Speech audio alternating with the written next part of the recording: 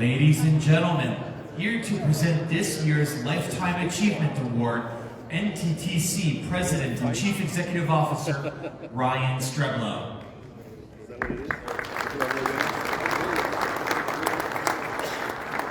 Welcome, Freddie. I thought that was going to be a big more. Thank you. Gentleman who has contributed to the advancements of national tank truck carriers is an individual we're here to celebrate this afternoon. It's a great honor to stand before you today to recognize NTTC's 2024 Lifetime Achievement Award recipient. The Lifetime Achievement Award is bestowed upon an individual whose vision, drive, and perseverance has not only elevated their presence in the tank truck industry, but whose contributions have shaped our industry, leaving it better than when they began.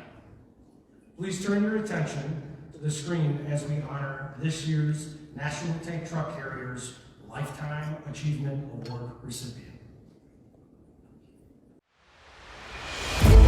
For more than 50 years, John D. Groendyke has played a key role in the success of Groendyke Transport and the entire tank truck industry. There's a lot of people can go out and buy a truck and a trailer, but if you can't provide a service the customer wants, you're not going to get there. We have been very fortunate and been able to attract and keep people that have been a true asset. And they have a true interest in Groendyke Transport being successful and growing. John was born on August 17, 1944 in Enid, Oklahoma, to Harold and Pauline Groendyke. John grew up during the early years of his father's company. And I can always remember in those early days I traveled with my father quite a bit as a young man, and we spent a lot of time at various terminals in the 50s and early 60s when we started into the chemical business. In the 1960s, John graduated from Wentworth Military Academy with the rank of Cadet Brigade Commander. He then earned his bachelor's degree from Oklahoma State University and Juris Doctorate from the University of Oklahoma before serving in the U.S. Army. All the while, John made time for his father's business, playing a key role in its first load to Mexico in 1964 and earning the title of Vice President in 1966. 20 years later, John took over as CEO and Chairman of the Board in the wake of his father's death and took Groendyke Transport to new heights. Groendyke headed north of the border in 1988, delivering its first load to Canada. And at home in Oklahoma, John had his hands full with the aftermath of deregulation. We were a very regulated industry up until the 1980s when the federal government through the ICC quit regulating. You know, you didn't just raise the price, you've got to get permission and an authorization to raise the rates. We had people having hearings just all the time to try to get additional routes and pay. John led the way for Groendyke's entry into quality management systems like Deming, creation of its quality and training departments, and ISO and RCMS certifications. These accomplishments helped lay the foundation for 6 of the company's record 8 Heil trophies. He successfully led the company through its initial foray into GPS-enabled tracking and communication. His embrace of technical innovation fostered a culture of thought leadership that led to advancements from electronic logs to collision mitigation systems and so many other improvements that have changed the face of the trucking industry. John served on the board for NTTC and as chairman in 2001.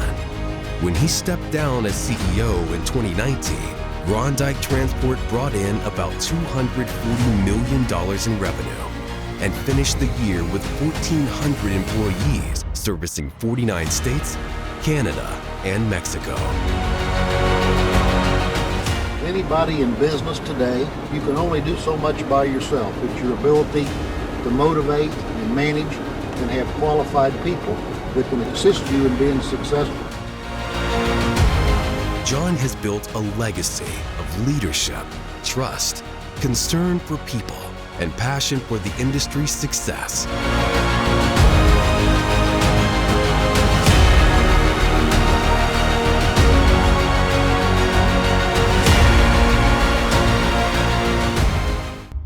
Ladies and gentlemen, this year's Lifetime Achievement Award recipient, Mr. John Groendyke.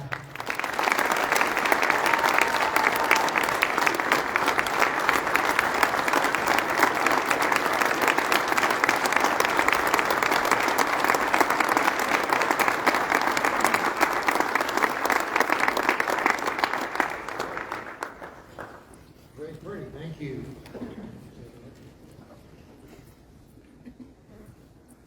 All I can say is, with all the things you saw on the film clip there, was all those things came about with a lot of help from a lot of good people that worked for us and have for a long time. We're still blessed today with a lot of employees that have been with us 30 years, 20 years, and we still face as many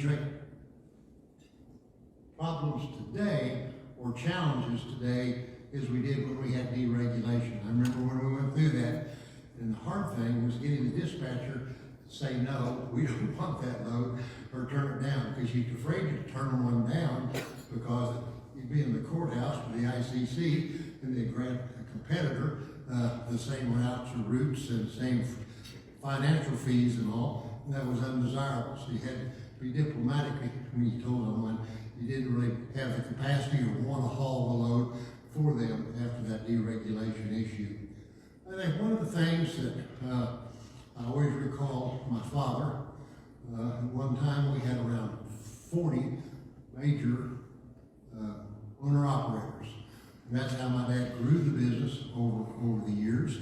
And he bought quite a few different companies. I always remember we have Oklahoma tax number 4. I said, well, Dad, how did you end up with number 4? Because number 4 is your lucky number. He said, well, I won it in a dice game at the Mayo Hotel in Tulsa, and I bought 1 through 10. 9 other ones I bought out over a period of time.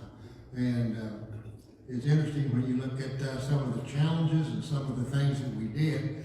Had a lot of diversity. I think Groendyke Transport probably has as much diversity on product as anyone, other than probably Trimac. And when I got to see them, they were north of the Arctic Circle and delivering up through that area and all. They did a lot more than we did in some areas.